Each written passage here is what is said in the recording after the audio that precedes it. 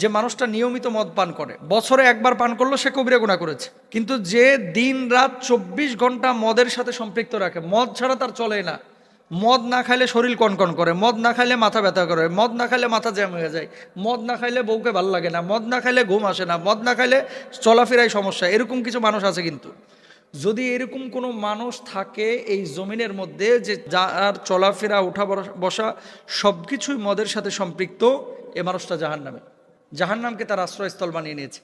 রাসূল আকরাম সাল্লাল্লাহু আলাইহি ওয়াসাল্লাম বলছেন, মদ পানকারী ব্যক্তির 40 দিনের নামাজ কবুল হয় না। সে তওবা করলে তবে আল্লাহ তাআলা তার তওবা কবুল করেন। যদি সে আবার মদ পান করে তাহলে আল্লাহ তাআলা তার 40 দিনের আবার নামাজ কবুল করেন না।